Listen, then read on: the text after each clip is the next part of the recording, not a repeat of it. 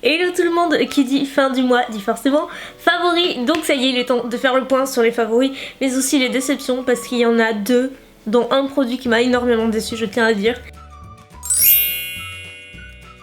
On commence tout de suite avec les produits pour le teint et notamment une poudre que j'ai beaucoup utilisée, à savoir la poudre libre de Too Faced qui fait partie de la collection La Pêche qui vient de sortir il n'y a pas très longtemps sur Sephora mais que j'utilise depuis décembre je crois. Je vous avoue que je me dirige facilement vers celle-ci parce que j'aime beaucoup déjà le fini, elle se rapproche beaucoup de la bande This Way si vous connaissez. C'est un petit peu la même texture très fine qui va fixer votre teint sans apporter de couvrance ou quoi que ce soit. Mais à la différence de l'autre, celle-ci est beaucoup plus matifiante alors que la bande This Way est un peu plus lumineuse, donc ça dépend de votre type de peau. Du coup moi qui ai ma peau grasse, j'ai tendance à préférer. En plus ça sent tellement bon, La Pêche, mon dieu, c'est divin. Franchement, si vous avez l'occasion de la tester et de la sentir en magasin, allez-y. Rien que pour ça, ça vaut le coup. Elle est vraiment très sympa. Le seul truc que j'aurais à lui reprocher, c'est que niveau packaging, je sais pas si c'est que le mien, mais je trouve très dur à fermer. Et c'est vraiment pour chipoter parce qu'elle est vraiment sympa. En termes de blush, j'ai beaucoup aimé celui-ci. Je voulais vous le présenter. Je le trouve très sympa. J'ai beaucoup aimé l'utiliser ces derniers temps. C'est un blush NYX, mais en petit triangle comme ça. Il y a 4 couleurs. Je trouve que le plus intéressant, justement, c'est de mélanger. Comme ça, on a vraiment cet aspect un petit peu lumineux, glowy, qui est pas pour autant pailleté, il n'y a pas de chute ou quoi que ce soit, et ça fait une teinte un petit peu rosée et bonne mine. Je sais qu'il y a d'autres teintes, mais moi c'est celle-ci vers laquelle je me dirige le plus facilement. C'est un très joli petit blush. Maintenant, si on parle de très gros favoris, la Palme d'Or est attribuée à petite chose trop mignonne qui est juste de la bombe. Ne vous fiez pas à son petit packaging comme ça, et encore que moi je pense que je l'aurais vu en magasin, je me serais attardée dessus, c'est sûr, parce que déjà je n'ai jamais vu, ou très rarement, des highlighters aussi beaux comme ça, que ce soit de la marque Sephora ou plus accessible en grande surface. On en trouve très rarement, beaucoup trop rarement à mon goût, mais j'espère que les choses vont changer. En tout cas là je sais qu'il existe en deux teintes. Moi j'ai la Natural Glow, d'ailleurs je vous ai filmé une routine teint il y a quelques jours, donc je vais vous la poster dans les semaines à venir et je vous montre comment j'utilise, comment il donne, etc. Il est vraiment très beau. En fait c'est un highlighter qui est champagne un petit peu doré. Il y a un petit peu de rose gold également à l'intérieur, il est très beau. Et moi en fait la façon dont j'aime l'utiliser, c'est humidifier. J'utilise le spray Tatcha, mais n'importe quel bruit me fait l'affaire. Avec le spray Tatcha c'est encore plus lumineux, mais du coup on a cet aspect vraiment ultra glowy. Il est très beau. Franchement, si vous cherchez un bel highlighter mais que vous voulez pas vous ruiner, mais foncez sur celui-ci. C'est une nouveauté de la marque Sephora, donc vraiment il est tout récent. Moi je l'utilise depuis décembre puisque j'ai découvert en avant-première. C'est pour ça que je voulais pas vous en parler plus tôt, parce que c'est un peu naze de vous parler des trucs qui sont pas déjà sortis, mais celui-ci vraiment là je suis contente de vous en parler parce que vraiment il est canon, il est très beau sur la peau, il est facile à utiliser. Je voulais également vous parler de deux produits que j'ai incorporés à ma routine teint depuis décembre maintenant et que j'utilise non-stop. Et j'en suis très contente. Donc il s'agit de la marque Farsali, et donc là c'est le sérum et l'huile. Donc ils en ont, je crois qu'il y a d'autres références, moi c'est les deux que je possède. Et si vous me suivez depuis quelques temps, vous regardez pas mal de mes vidéos, vous allez dire mais celui-ci je crois que tu l'aimais pas, tu nous en as parlé. Et oui effectivement, celui-ci je vous en avais parlé l'année dernière dans une vidéo de produits voilà, qui ne me plaisait pas du tout. Je vous avais dit que l'huile je la trouvais trop collante, je n'aimais pas l'utiliser, j'aimais pas l'odeur, enfin, je comprenais pas le buzz en gros autour de ce produit. Donc les choses ont changé clairement. Pas tant que ça. Je reste d'avis que effectivement je n'aime pas l'utiliser appliqué directement sur la peau, vraiment en couche uniforme. Je la trouve toujours trop collante pour mon type de peau, je pense que ça vient de là. Mais j'ai voulu lui donner une autre petite chance et détourner son utilisation en mixant une goutte de cette huile là dans mon fond de teint. Et ainsi ça a tout changé. Je crois que c'est pour ça que je suis autant folle de ma routine teint du moment, je vous en ai parlé plusieurs fois, c'est définitivement ça qui a changé. Concrètement je suis persuadée qu'on aurait plus ou moins le même résultat avec n'importe quelle huile visage. Là l'avantage à l'intérieur c'est que c'est une huile qui comporte des éclats d'or, donc du coup qui va apporter cet effet qui est très lumineux au visage sans que ce soit gras ou quoi que ce soit. Le truc c'est pas de mettre beaucoup de produits, moi je mets vraiment une toute petite noisette, et le fait de le mixer au fond de teint va permettre de le fluidifier, de faciliter l'application. Il se fond mieux à la peau, il est moins sec, et pour autant je ne brille pas plus vite, ou j'ai vraiment pas de problème de peau, c'est juste beaucoup plus joli, je peux vous l'assurer. Pour autant je trouve que c'est quand même pas donné et je ne l'achèterai pas pour cette seule et unique utilisation, mais voilà, au moins ça me permet quand même de l'utiliser, parce que ça m'embêtait d'avoir acheté ce produit et pas pouvoir l'utiliser parce que voilà, donc beaucoup. Il suffit de détourner un petit peu l'utilisation. Et le deuxième produit Pharsalis, c'est le sérum antioxydant, je crois. Embellisseur, voilà, antioxydant pour la peau, c'est le Unicorn Essence. Je pense que vous l'avez déjà vu sur Instagram, les Instagrammeuses beauté qui se mettent les gouttes là un petit peu partout. En termes d'utilisation, vous voyez, pour mon type de peau, je préfère celui-ci. Après, encore une fois, je trouve que c'est quand même un petit peu cher pour ce que c'est, un petit peu beaucoup même. Et il y a des produits sans qui sont tout aussi bien et moins chers. Donc moi j'applique avant le fond de teint, je mets quelques gouttes comme ça, je fonds et ça me permet de vraiment partir sur une bonne base. Et ainsi ma peau est toute prête à accueillir le make-up. Elle est plus lisse, plus hydratée, plus lumineuse. C'est juste un plaisir de l'utiliser tout simplement. Je sens vraiment une différence sur ma peau. C'est indispensable, je pense pas concrètement, mais je l'ai donc autant l'utiliser et j'ai apprécié l'utiliser sincèrement. Je l'aime beaucoup, j'aurais même du mal à m'en passer. Ce que j'aime le plus c'est l'odeur. C'est une odeur sucrée de bonbons qui est trop agréable et encore une fois ça ne me fait pas graisser la peau ou quoi que ce soit. Celui-ci vraiment je l'aime beaucoup, un peu plus que la rose gold. On passe au produit pour les lèvres et là véritablement de vrais coups de cœur. On commence avec les plus gros coups de cœur, à savoir les velours extrême mat. Lipstick de Laura Mercier, si vous me suivez sur Instagram vous les avez vus. J'ai fait un post à ce sujet, j'avais reçu un magnifique coffret de la marque avec toutes les teintes. Je me suis sentie un petit peu bénie des dieux à ce moment là quand j'ai vu toutes ces teintes toutes plus belles les unes que les autres. Et en dehors de ça vraiment un gros coup de cœur pour le produit qui est magnifique. En fait c'est un stick lèvres qui est donc en rouge à lèvres mais qui est complètement mat tout en étant hyper confortable. Il tient plutôt bien. Après ils disent qu'ils sont sans transfert, je trouve pas particulièrement. Donc celle-ci c'est la teinte Vibe que je porte beaucoup, c'est un nude un petit peu rosé et la deuxième c'est la Hot je crois. Voilà, qui est un framboise un petit peu fuchsia. Et même si elles sont différentes, j'ai beaucoup alterné entre les deux teintes. Sur un maquillage nude, je les trouve vraiment très joli. Franchement, ils sont canons si vous avez l'occasion d'avoir un petit counter Laura Mercier. Sinon, je sais que sur Birchbox, sur le site, ils sont dispo. Toujours rouge à lèvres, un de chez MAC. Je vous avais parlé du Cherish il y a pas très longtemps. Que j'adore. J'ai un nouveau petit chouchou, c'est le Yash qui est aussi en nude que je vous mets juste à côté. Que j'ai aujourd'hui par-dessous un gloss. Je vous fais un swatch du Cherish juste à côté qui est déjà un fini satin donc il est un peu plus lumineux et vous voyez qu'il est un petit peu plus rosé aussi. Donc tout est dans la nuance mais c'est surtout la formule qui change. Et d'ailleurs pour l'accompagner j'ai beaucoup utilisé le Spice, le crayon Spice de chez MAC aussi. Je fais de ces swatchs mais à l'arrache c'est pas possible. Celui-ci il est très joli, il est plus foncé mais moi j'aime bien avoir un contour un petit peu plus foncé pour bien le dégrader ensuite. Je l'avais acheté à Los Angeles un petit peu par hasard, c'était le dernier qui restait et je le porte énormément. C'est la teinte Bestie des rouges à lèvres liquide mat de Tarte. Il est super beau, c'est un nude.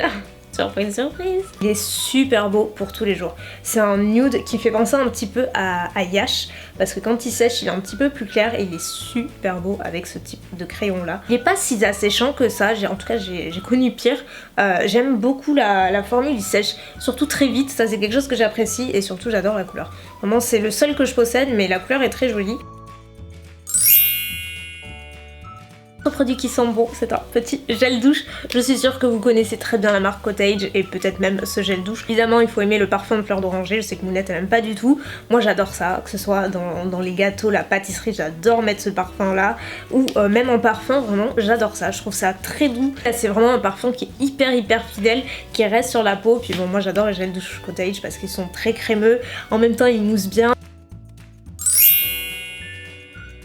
Là je vous avoue que je me suis éclatée ce mois-ci, j'ai essayé plein de trucs différents, du coup je vais pas vous parler de tout sinon on y sera encore jusqu'à demain. Premier c'est un de chez Mario Badescu, je vous parle souvent de Mario Badescu avec la Drying Lotion qui est un produit asséchant pour les boutons qui est juste miraculeux. D'ailleurs promis, j'ai toujours prévu de vous faire la vidéo sur l'acné etc, c'est promis. Durant le Black Friday j'avais passé une commande sur Beauty Bay et il y avait notamment des produits Mario Badescu qui étaient soldés, dont ce masque que j'ai voulu tester, c'est le Whitening Mask. En gros c'est un masque antioxydant qui est spécialement conçu pour les personnes qui luttent un petit peu avec les traces d'acné, d'hyperpigmentation, voilà, de petites colorations de peau etc.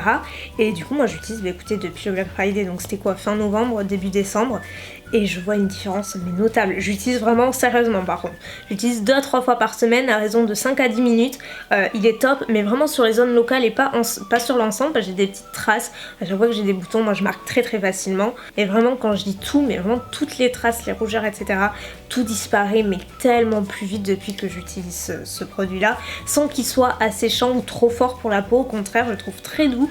Enfin, vraiment, si vous luttez contre ce genre de petits problèmes, je vous invite vraiment à tester ce masque là. Et le deuxième masque que j'ai beaucoup aimé, c'est de la marque Too Cool for School, et ce masque là c'est à la citrouille et à l'or, masque peel-off.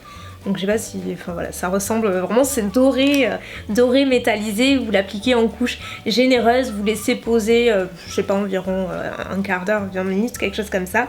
Et une fois que c'est sec, vous le retirez en peel-off et ça apporte vraiment cet éclat à la peau, ça lisse la peau, en même temps ça hydrate. Et j'ai vraiment l'impression d'avoir aussi une action raffermissante sur la peau. J'ai l'impression d'avoir fait un peeling, truc lissant là après.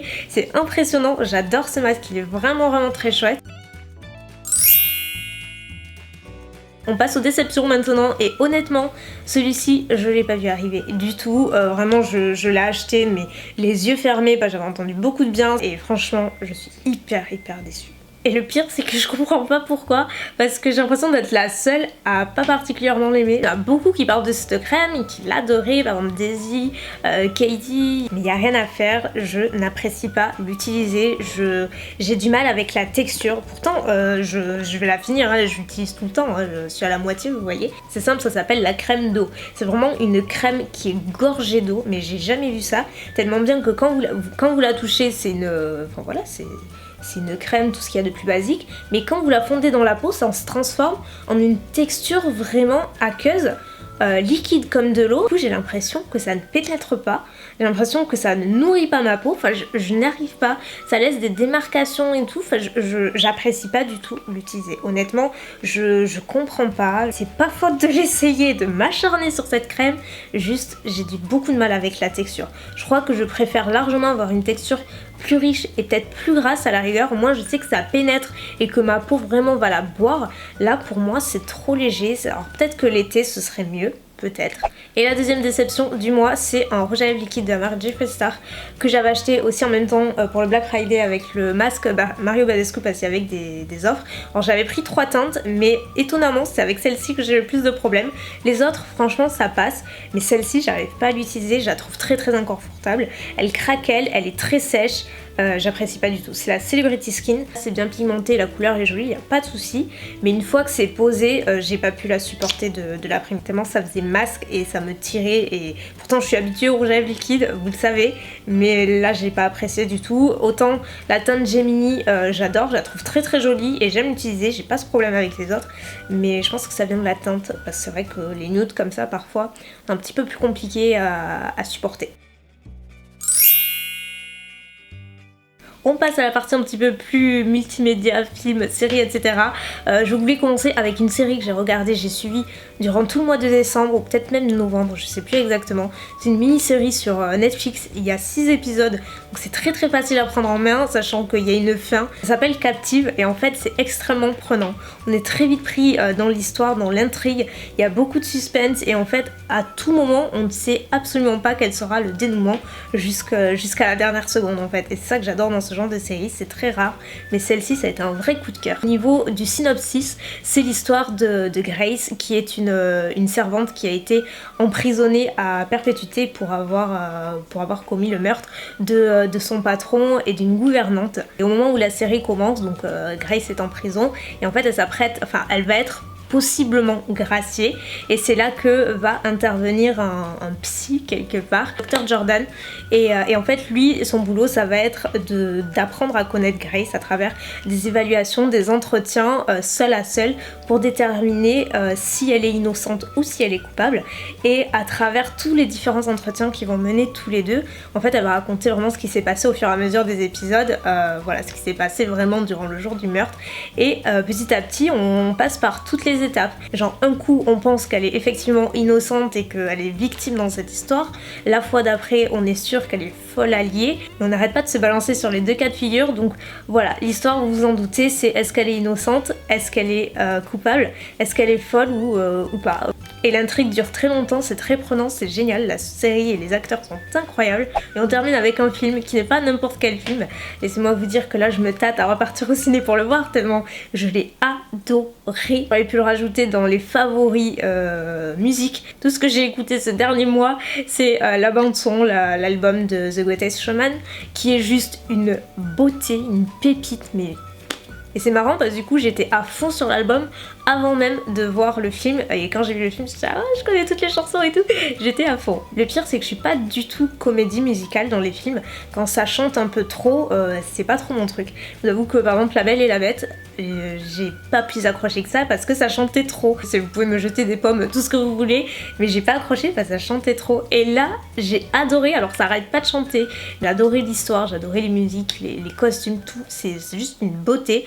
Au niveau du synopsis, si vous ne connaissez pas, si vous n'avez pas vu la bande-annonce, c'est l'histoire de Phineas Barnum, je crois. C'est un entrepreneur en fait qui part de rien et qui va monter son cirque, mais un cirque un petit peu particulier puisqu'en fait lui son but c'est d'inclure en fait des personnes qui sont un petit peu recluses de la société à cause de leur apparence. Ils vont tous monter un spectacle incroyable de chant, de danse, d'acrobatie, enfin bref un cirque, mais juste c'est du spectacle, du show, comme c'est magnifique, moderne dans l'air du temps, l'histoire est très belle, les musiques j'en parle même pas, les acteurs j'en parle même pas, enfin bref un coup de cœur absolument énorme, mais vraiment vous devez le voir. Je crois qu'on a fait le tour, c'est même sûr.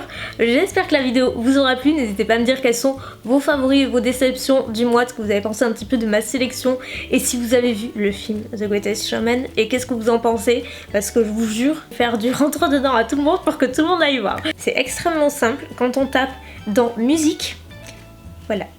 C'est l'album, il est limite tout le temps ouvert. Je vous fais de gros bisous et je vous dis à très bientôt. Bye.